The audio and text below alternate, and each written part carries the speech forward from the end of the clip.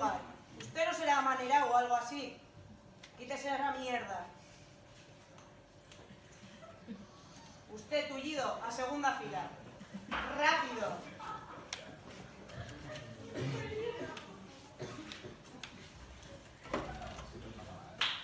Bien, todo lo que hablamos el otro día no vale para nada. Por favor, necesito ideas frescas para que yo las ridiculice y hagáis lo que yo diga.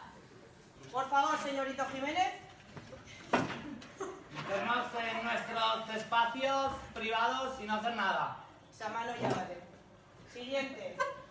Creer en lo que te dicen, no pensar. Muy bien. Señor Tullido, usted va al último siempre. Siguiente. Comprar casas, trabajar explotados. Muy bien. Tullido. Propiedad. Propiedad. Mío, mío y mío. No será usted tartaja. No, señorita. A ver, las señoritas, ¿tienen alguna idea lúcida? No había pensado en hablar y no hacer nada, solo hablar. Muy bien, así me gusta. Ser individualistas, competitivos, egoístas y escuchar mucha música machista. ¡Machistas! Por la última fila.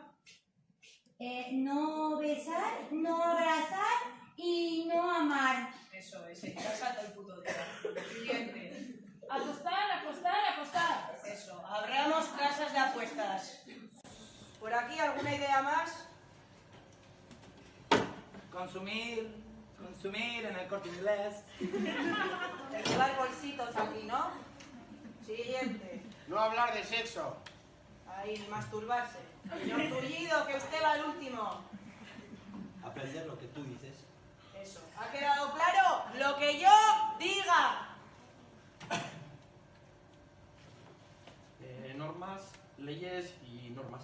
Muy bien. Señoritas.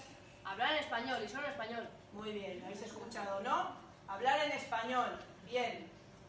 Ahora, por favor, vamos a hacer el saludo a la bandera. Pasen uno a uno a besar. Señoritas, por favor. Señoritas, uno a una.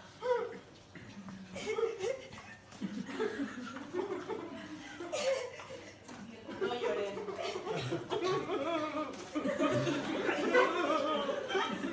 Apellido.